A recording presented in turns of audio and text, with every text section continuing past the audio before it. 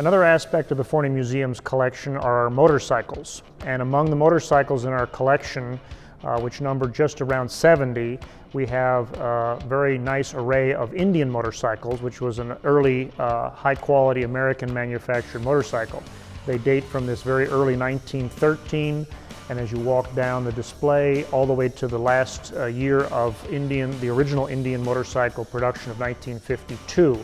In fact, the 1952 example we have actually has only 9 original miles on it and has never been registered. Among them are some of the well-known Indian Scouts. Some of them are in the configuration of police motorcycles, race bikes as well. And along with this collection, we have a lot of memorabilia that's related to Indian motorcycles, literature and such. And this particular collection was actually donated to the museum a number of years ago by the Timmy Foundation of Pueblo, Colorado. And then as we go down here, we get into the Indians of the 1940s. And unfortunately, as I mentioned earlier, they ceased production in the early 1950s. And I've been told that the Indian motorcycles were actually far more popular among motorcycle police officers because they were actually considered more reliable and faster than Harleys. And unfortunately, with Indian's demise, Harley-Davidson took over that market, and their motorcycles, to my knowledge, are still used to this day for police service.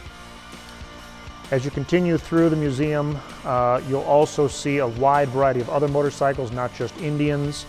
We have examples of Harley-Davidsons. We have many early brands that did not survive. Here is an example of a 1927 Henderson with a sidecar. We have some European motorcycles. This next example is a 1932 German-built Tornax. Some more popular, well-known ones such as a 1952 Vincent, BSAs, which were also British-based. There's some Triumphs. We even have a few Cushman motor scooters. So just a very eclectic collection of motorcycles.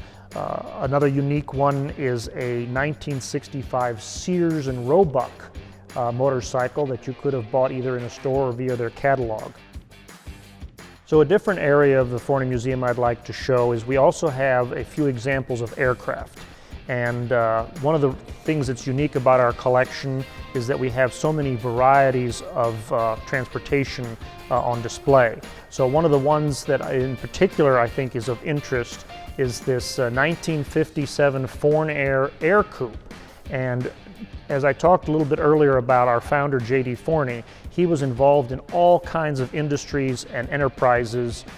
They had a publishing company, a film company, and one of the things that the Forney Industries did between about 1955 and 60 is they actually bought the rights to the Air Coupe, which was an airplane that had been developed back in the late 1930s, early 1940s. And they built these particular airplanes, and these were considered what we would have called, or they would have called, personal aircraft.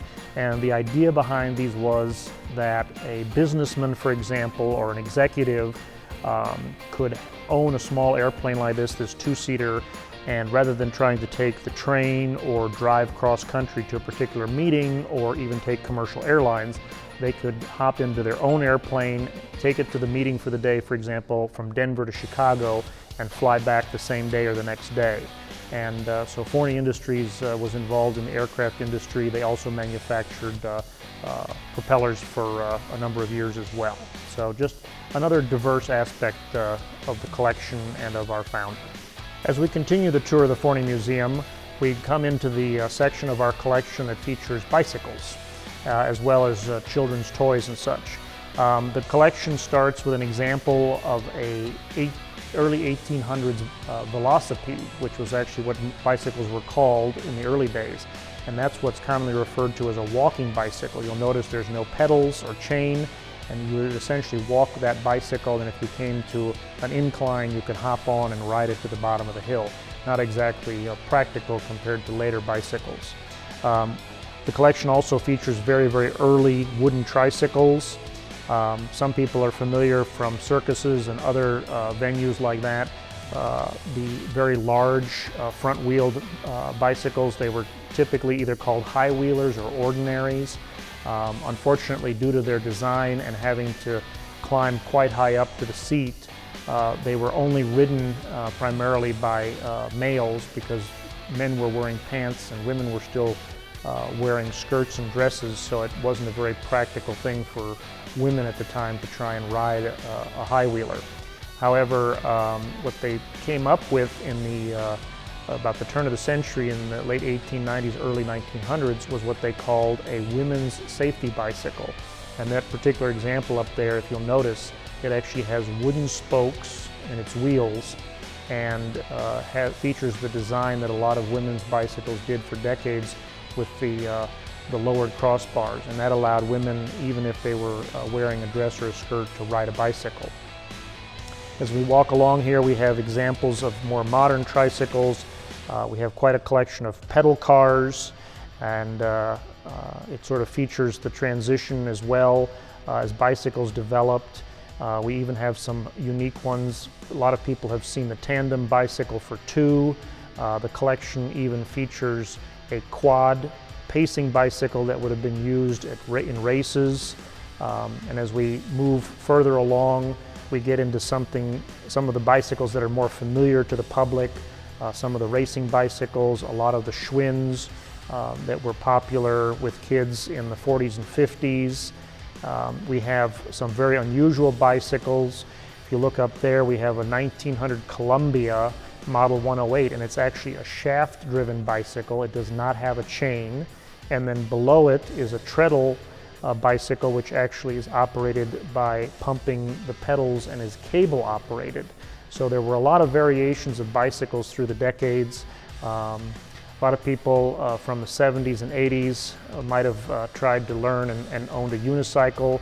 Those were, of course, popular in circuses, especially with the clowns. And then as the bicycles progressed, then obviously we got to things like mountain bikes and road racing bikes. And so the bicycle collection basically represents the early 1800s all the way through into about the 1990s. One of the things that the Forney Museum is very proud of is how eclectic and unique many of our artifacts are, and the fact that we don't have a very typical single theme collection. Although it's somewhat of a stretch when it comes to considering a tractor or farm equipment transportation, we do feature a couple of tractors. J.D. Forney was raised in a rural area on a farm, and hence some of these pieces. Behind me here is a 1923 Case steam traction engine. Prior to them being called tractors, they were referred to as traction engines. This particular example here is steam powered. Could either be fired by coal or wood.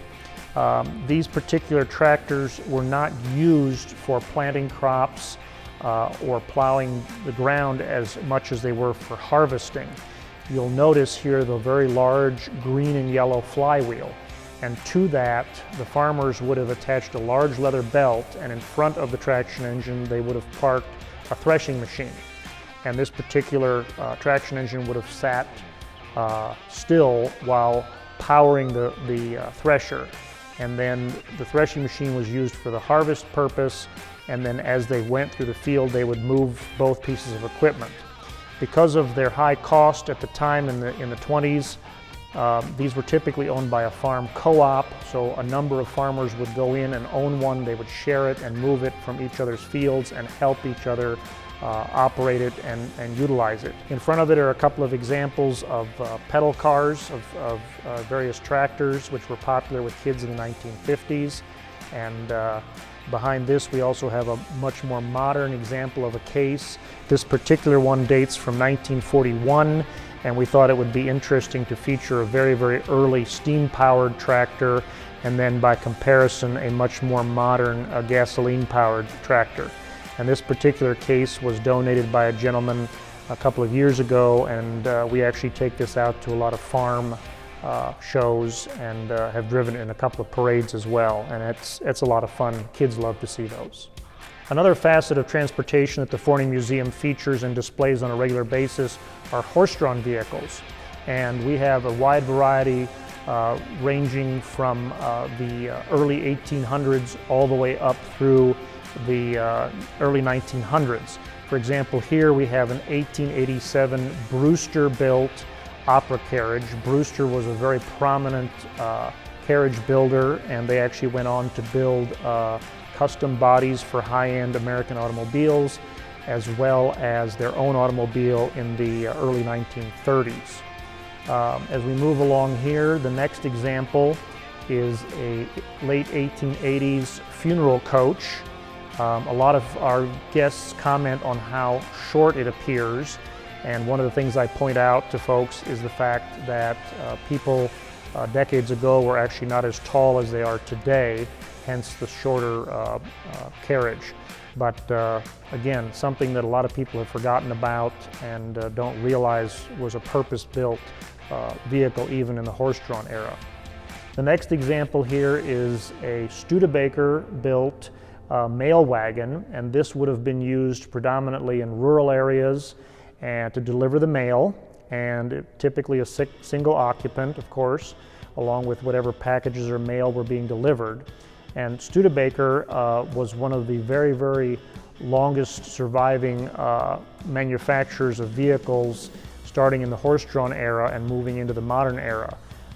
They built their first wagon in 1852, and below this particular mail wagon there's a photograph of a 1964 Studebaker purpose-built mail delivery van. So Studebaker's vehicle production spanned over 120 years, and it was at the time the oldest vehicle manufacturer in the United States. Then you have something here that was a little more elegant. This is a late 1800s wedding carriage, very elaborate, with a velvet interior, some fringe, and a lot of different colors and gold leaf, something that would have been used by the wealthy or the aristocrats for weddings or other formal purposes.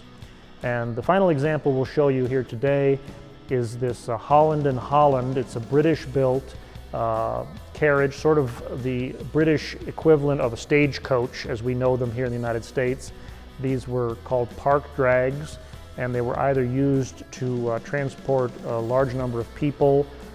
This particular one, they said that you could hold and carry up to 18 passengers, although I don't think I would want to be one of the 18 on this particular carriage. But again, a very nice, unique piece.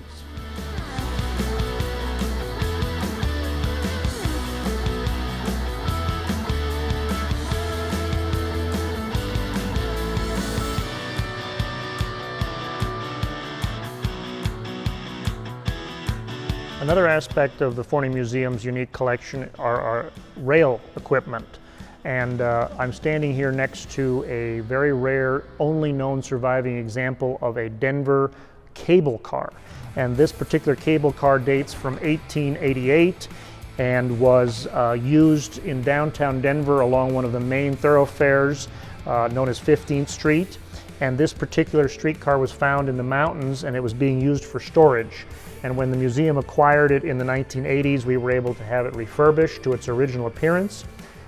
Cable cars only were used in the Denver metro area for a very brief period of time, approximately from the late 1880s or 1888 till about 1893. The steel technology of the day wasn't as advanced as it is now, and the cables had a tendency to snap or fray in the cold winter weather. And so these were replaced in favor of electric streetcars, which were much more practical and easier to operate at the time. So behind me here is Denver's former streetcar number 77. This particular streetcar would have been the electric type that replaced the horse-drawn and then cable-driven streetcars and trolleys. The wooden streetcar like this would have been in service from the early 1900s up until about 1950, when the streetcar lines in the Denver metro area and many metropolitan areas were shut down in favor of buses. Ironically, after all the streetcar lines were shut down in the 1950s and buses came into fashion, now we're installing light rail in many metropolitan areas. Denver, for example, has a very extensive light rail system that they're building. and sort of ironic that what goes around comes around and what was old is new again. As we continue talking about the Forney Museum's rail equipment, I have behind me here a 1906 Colorado and Southern all-wooden caboose. Most of these cabooses were clad in metal in later years for durability and weather resistance, and this particular one has survived in its original form. This particular example was built by the American Car and Foundry of St. Louis, Missouri, and would have been used from about the turn of the century until probably the 1950s, when it would have been retired.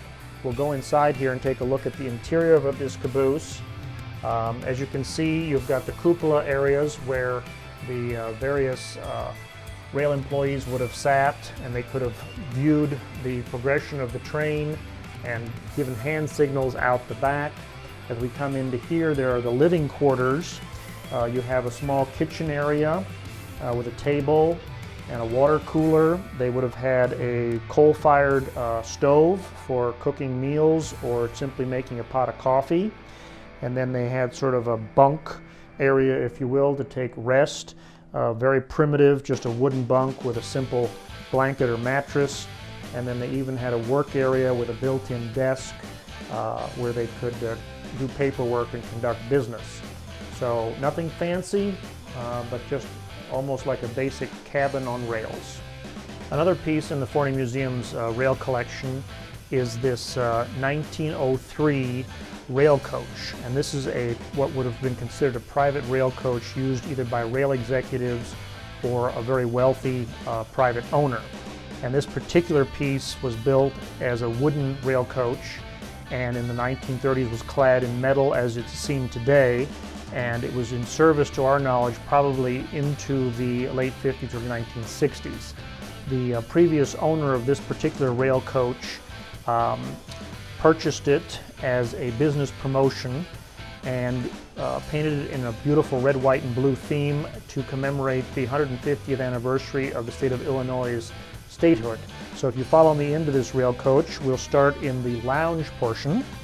And this particular area would have been at the back of the rail coach, and this is actually the lounge area, which features a desk with a built-in radio, a telephone, and then behind me here, a very unique feature is a real working marble fireplace that could have been used to actually heat this portion of the rail coach when it was in operation.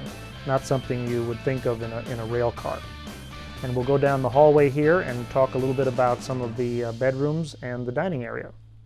So a private rail coach like this also would have contained what would be considered today sort of luxury accommodations. I'm standing here in what would have been probably called the stateroom. This is the most luxurious bedroom of several here on this rail coach. And this particular bedroom features beautiful polished wood paneling. It has a built-in dresser as well as a fold-down sink and a toilet along with the closet area. It has a nice full-size bed as well as air conditioning and a fan for ventilation. Certainly would have been a very nice, comfortable way to travel on rail. The area in which I'm standing now here in this rail coach is the dining room, and this particular dining room is again very luxurious. It is paneled in mahogany, and this is where the various guests of the rail executives or the wealthy owner would have dined and entertained their guests. This particular dining room also features a built-in china cabinet with beveled glass and has special features to hold the glassware and the china so that they wouldn't vibrate, shake, or break while in transit on the rails. Again, just a very elegant way to travel from a bygone era. So at the very front of this rail coach are the quarters for the crew, and this typically would have been the butler and the cook's area to live in while they were on the rails.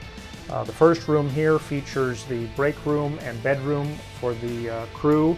Then they have their own stainless steel lined shower. And then at the very end here, we have a fully equipped kitchen. And this particular kitchen area actually has its own refrigerators, a typical sink, and it even has a diesel fuel heated stove. somewhat unique. We wouldn't necessarily think of using diesel fuel to cook our food these days, but it was practical and that's what worked at the time. The next area of the museum we're going to tour is our train area, and we call it the train pit because it's a lowered area here in the museum, and it houses a majority of the rail equipment in our collection. We're very fortunate in that we can keep all of our rail equipment indoors out of the weather, unlike a lot of museums where they have to house things outside. One of the things I'm walking by right here is a very, very early luggage cart, and these would have been used at the railroad stations, and they would unload passengers' luggage onto this and either take it to their waiting horse-drawn carriage or automobile and take it to the hotel or the home where they might have been staying at the time. As we walk along here, we're walking between the Caboose that we talked about earlier, as well as the Polk Brothers rail coach, which would have been the private rail coach, featuring the mahogany paneling and other wonderful features for traveling. Over here to my right, we have the only known surviving example of a Colorado and Southern Railroad rail coach. It is still in its original wooden construction and is on our project for restoration because, as you can imagine, anything that was wooden that was stored outdoors really suffered from the elements, especially here in Colorado with our Four Seasons. To my left here, we have an example of a rail inspection car, which was typically a 1 or 2 staffed vehicle that would go out on the rails to inspect ties and check rail conditions. And along with this rail inspection car is a whole variety of hand tools that would have been used to maintain the rails and the tracks before the modernization with robots and hydraulic equipment and such. A lot of hand tools, a lot of very labor-intensive work for the railroad crews. Above that, you can also see an original period Rio Grande sign that hung at the main Rio Grande control tower here in Denver. That was generously donated to us by Union Pacific, refurbished, and recently hung for the public to enjoy. As we walk along, again on my left, we have another piece of Denver rail history. This particular piece is a steam-powered crane or derrick, nicknamed Aunt Peachy, I think mostly because of its color. But this was used here in Denver in the rail yard for many, many years, and when it was retired, it was donated to the Forney Museum. It was a piece owned by Union Pacific, and it was used to move pieces of rail equipment off the rails or to unload cargo. On my left, we're walking by a Rio Grande dining car. This particular piece is called the Pikes Peak dining car. It was one in a series of several built at the time, and ours is one of only a few that survived, and it's currently undergoing an interior refurbishment, and we hope to open it for tours so that folks can see what it was like to dine while traveling on the rails. And then the piece here to my left, we recently acquired. It was donated to the Forney Museum by Union Pacific in 2017. It is an early example of a diesel-electric locomotive, and it was purchased new in the early 1960s by the Rio Grande Railroad and utilized by the Rio Grande up until the late 1990s, and was donated, as I said, and moved here about 4 years ago.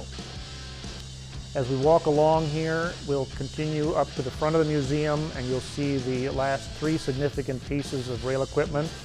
To my left here, we have a typical steam locomotive and tender from the Chicago and Northwestern system. We acquired this a number of years ago, and the 444 gives people an idea of what a traditional locomotive would have looked like in size and configuration.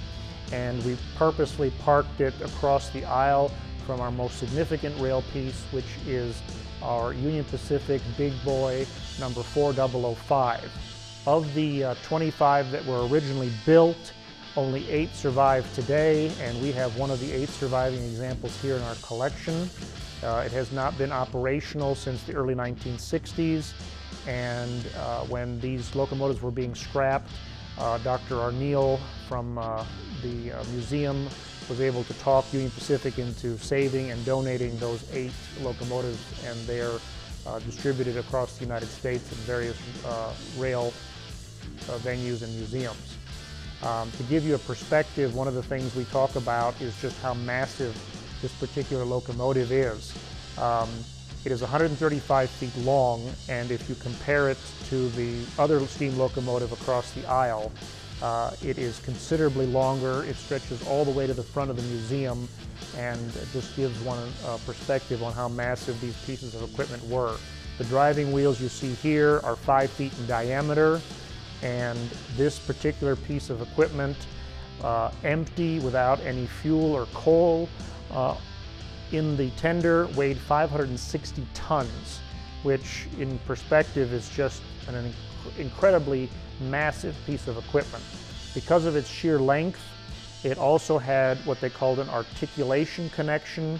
There's a pin about halfway to the front of the locomotive that allowed the front of the locomotive to rotate ever so slightly in order for it to navigate some of the curves on the railroad. This particular piece has received a cosmetic restoration by the museum. This big boy is significant in that it is the only one where Union Pacific attempted to convert it from coal to fuel oil or diesel fuel operation. By the time that these were in full use in the 1940s and early 50s, diesel locomotives were coming into fashion, and because of the huge amount of capital that had been invested in building these, Union Pacific was hoping to repurpose them as diesel locomotives. Unfortunately, that attempt was unsuccessful, and this particular example was turned back to coal. The other significant piece of history related to this locomotive is the fact that it's the only one that was involved in a serious accident. Back in the early 1950s, it derailed with a full complement of livestock cars behind it, and unfortunately the crew of 3 were all killed. But again, because of the large cost involved in manufacturing these, this particular locomotive was repaired and put back in service for a number of years. An interesting thing that I've learned since being here at the Forney Museum is that there are a number of steam enthusiasts throughout the United States, and one of their very favorite pieces of rail history, steam rail history, are the big boys. And we have visitors from all over, not only the United States, but Europe and Asia, and their entire vacation to the United States revolves around visiting all 8 of the surviving big boys. So quite a unique piece. And then across the aisle here, we have an example of a steam-powered rotary snowplow. And this particular snowplow was used here in the Colorado mountains, and it features some extremely sharp, heavy-duty metal blades, and when this thing was in operation, it could not only blow the snow off the tracks ahead of a locomotive or a train, but it also could chop through ice and remove that from the tracks as well. So again, another piece of Union Pacific and America's rail history.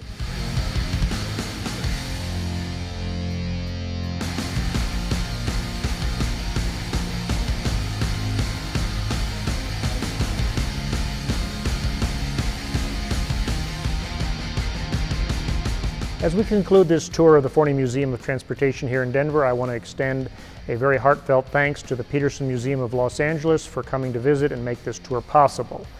We certainly hope you'll consider visiting us here in the near future, and for more information about the Forney, please visit forneymuseum.org or see the link in the description below. Thank you, and hope to see you soon.